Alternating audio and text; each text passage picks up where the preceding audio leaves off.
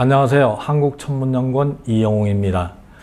이번 시간에는 가장 가까운 별 태양에 대해서 말씀드리겠습니다. 여러분, 간단한 질문 하나 드릴까요? 이 우주에서 가장 중요한 천체가 무엇일까요? 그러면 이 제목을 본 사람들은 태양이요라고 얘기를 할 텐데 태양은 두 번째입니다. 가장 중요한 천체는 지구죠. 지구가 있어야 우리가 살 수 있는 것이니까 태양은 두 번째로 중요한 천체입니다. 왜 중요하냐? 간단하죠. 우리가 일상생활에 생활하는데 필요한 모든 에너지를 주기 때문이죠. 그러면 가장 가까운 별인 태양의 재원에 대해서 말씀드리겠습니다. 지구의 109배의 크기를 가지고 있고 중력은 28배입니다.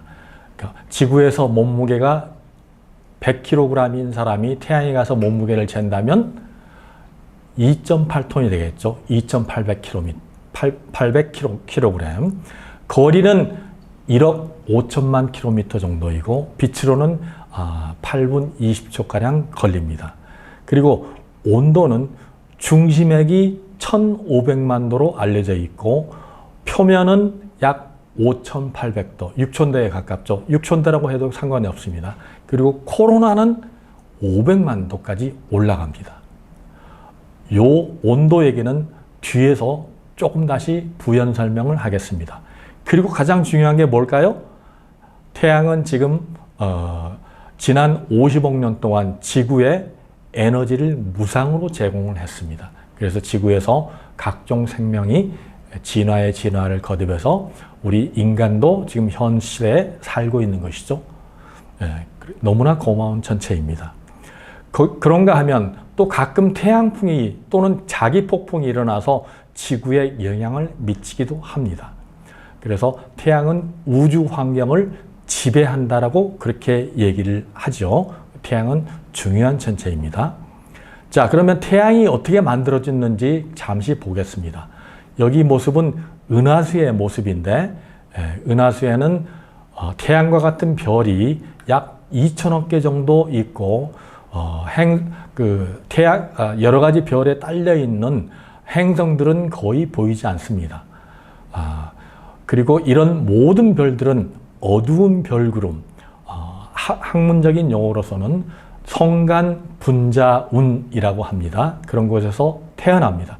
단 하나의 예외도 없이 여기 은하수에 보면 까맣게 보이는 부분들이 있죠. 그것이 전부 성간 구름에 성간 분자원에 섞여 있는 먼지 때문에 잘 보이지 않는 것이고 없는 것이 아닙니다.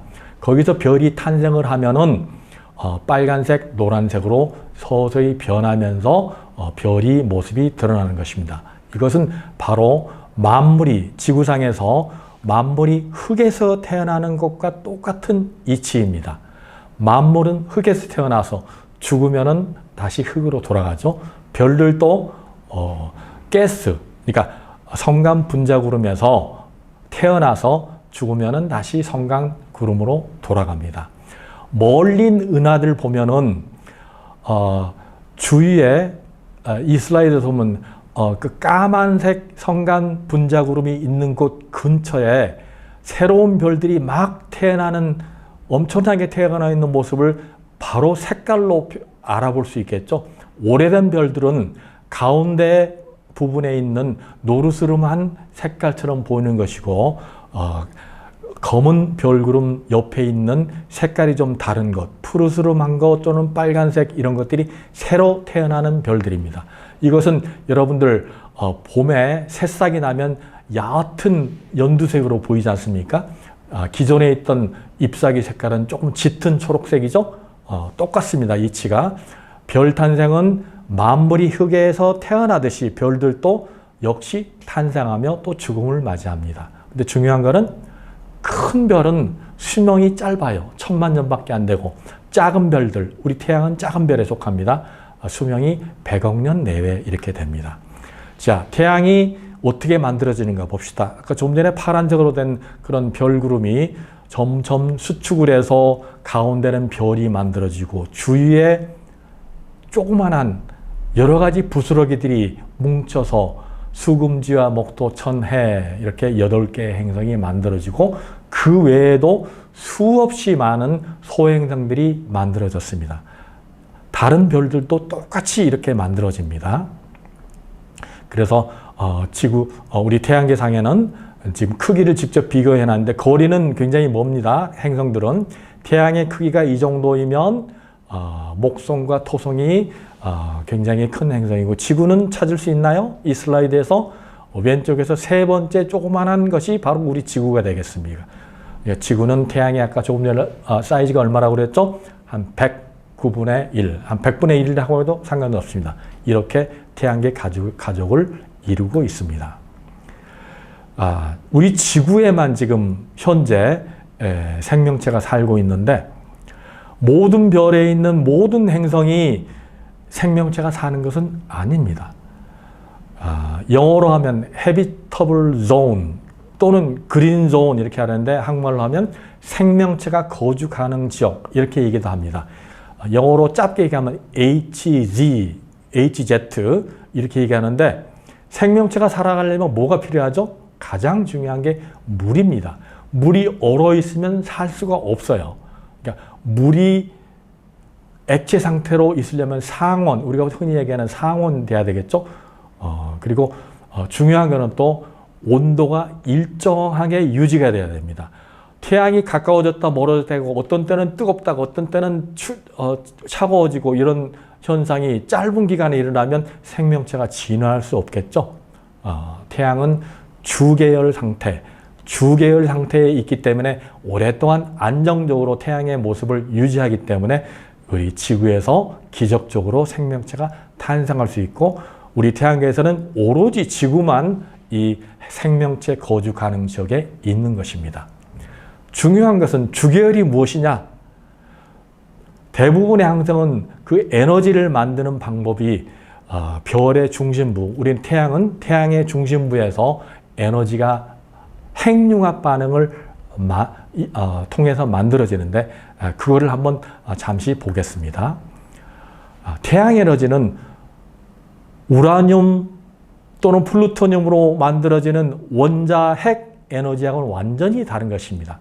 그런 낙진이라든가 폴루션이 생겨서 우리 방사능 때문에 여러 가지 일들이 많이 일어나죠. 그런데 핵융합은 수소 4개가 헬륨으로 변하면서 질량 결선이 일어나면서 엄청난 에너지가 나오면서 낙진이 없습니다. 그 장점이죠. 근데 수소 폭탄의 원리이기도 합니다. 초당 태양의 에너지는 3 곱하기 10의 33성 에르그 퍼 세컨드. 엄청나게 많은 에너지인데 이렇게 하면 감이 안 오죠. 제일 밑에 내가 써놨어요. 지구 전체의 1년 전력 생산량이 3 곱하기 10의 27승인데 태양이 똑딱 1초에 만드는 에너지의 100만 분의 1입니다. 그러니까 태양이 얼마나 많은 에너지를 내고 있다는 걸 알 수 있겠죠. 자, 융합에너지 어떻게 만들어진지 그 도식으로 만들어 놨어요. 4개의 수소가 헬륨으로 변하면서 엄청난 에너지가 나오는 과정이 있습니다. 바로 그런데 원리가 뭘까요? 여러분들 아인슈타인의 질량 결선의 법칙을 알고 있죠. 너무나 간단한 식인데 너무나 훌륭한 식입니다. E는 mc의 제곱. E는 mc의 제곱이 어떻게 적용이 될까요? 태양은 뜨거운 수소가스로 되어 있는데 중심 온도가 1500만 도이고 중심 밀도가 150배, 물의 150배 정도입니다. 융합이 일어나려면 1000만 도 이상이 돼야 되는 조건이 있고 그 다음에 중심 밀도가 물의 100배 이상 돼야 됩니다. 그렇기 때문에 그러니까 수소 4개가 있다고 해서 발로 헬륨으로 변할 수는 없습니다. 조건이 필요하죠. 근데 태양은 그 조건을 갖추고 있고 거기에서 수소의 0.7%만이 에너지로 변해요. 1초로 계산하면 400만 톤 정도입니다. 그래서 이런 에너지가 중심부에서 만들어져서 겉으로 나오면서 에너지가 나오면서 태양 온도, 표면 온도는 한 5,800도쯤 되는데 에너지가 어떻게 되는지 한번 볼까요? 그러기 전에 여러분들 집에서 프라이팬에다가 이렇게 물을 끓이면은 이렇게 막 뽀글뽀글 방울이 많이 생기죠. 마찬가지로 태양도 안에서 엄청나게 뜨거운 에너지가 있으면 그 에너지가 어떻게 전달이 되냐면 대류층에 의해서, 복사층이라고 합니다. 복사층 안에가 있고 대류층에서 뽀글뽀글 올라오면서 물이 끓듯이 올라오면서 이렇게 쌀알 무늬 모양처럼 만들어지면서 에너지가 전달이 됩니다. 태양이 어떤 때는 깨끗하게 이렇게 쌀알 무늬만 넣고 어떤 때는 또 흑점이 만들어지기도 하거든요. 흑점이 굉장히 중요합니다. 자, 볼까요? 자, 태양 흑점은 뭐냐? 간단하게 얘기하면 강한 자기 활동으로 대류가 덜 일어난다. 자기장이 있으면 열 전달이 잘 안 되는 경우가 생겨요. 그러면 주위의 온도보다 아까 5,800도라고 그랬는데 한 1,000도, 2,000도가 낮아집니다. 그러면 상대적으로 좀 까맣게 보이겠죠. 어떤 때는 흑점이 많고 어떤 때는 없어요. 이 이유를 아직 천문학자들이 모릅니다. 이거 밝혀내면 아마 노벨상을 받을지 몰라요. 어떤 때는 이렇게 굉장히 흑점들이 많고 지구보다 더 크고 10배씩이나 막 커요. 여기에서 뭐가 일어나느냐? 플레어가 일어나고 홍염이 일어나서 엄청난 활동을 일으키게 되고, 이것이 흑점 주기가 11년이라는 거 알고 있어요. 그런데 이유는 모릅니다. 그거를 여러분들이 도전해서 밝히길 바라요. 11년 주기. 그리고 흑점이 많이 나오고 태양 활동이 강해지면 이렇게 자기 폭풍이 일어나서 지구로 막 날아옵니다. 이거를 잘못 방어를 했다면 지구가 엄청난 피해를 입을 수가 있겠죠. 그러면 관측을 열심히 해야 됩니다. 입자가 날아오는 것하고 폭발하는 때하고는 한 2, 3일 정도의 차이가 있어요. 그러니까 태양 폭발하는 현상을 빛으로 보고 입자가 날아오는 시간이 있기 때문에 우리가 통신위성이라든가 첩보위성이라든가 이런 거를 보호할 수 있는 시간이 약간 있습니다. 태양 관측이 중요하다는 걸 알 수 있겠죠.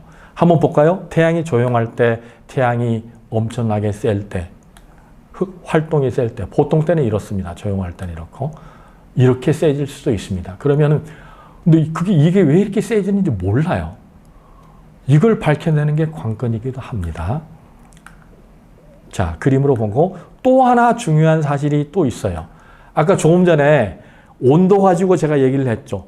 중심핵이 1500만 도이고 표면이 5800도, 6000도라고 해도 좋습니다. 그런데 밖에 있는 온도가 100만 도에서 500만 도. 좀 이상하지 않아요? 표면이 6000도인데 밖에는 100만 도. 갑자기 몇천 배가 뛰지 않습니까? 온도가. 여러분 이제 조금 있으면 겨울이 될 텐데 겨울 화롯불 가까이 가야 따뜻하죠. 멀어지면 날로 있으나 마나지 않습니까? 근데 태양은 표면은 5800도인데 멀리 가면 갈수록 뜨거워진다. 이거를 태양 물리학자 또는 태양 천문학자들이 몰라요. 그걸 알기 위해서 재작년에 파커 태양 탐사선을 띄웠습니다. 5년, 6년 뒤에 도착을 해서 연구를 할 겁니다. 노벨상을 받을 수 있는 너무나 간단한 질문이죠. 여러분들 도전하기 바랍니다. 제가 노벨상 받을 수 있는 두 가지를 태양 가지고 얘기를 했습니다. 여러분들 끊임없이 질문하면서 우리 가까이 있는 태양, 가까이 있는 별, 태양에 대해서 연구를 열심히 하기 바랍니다.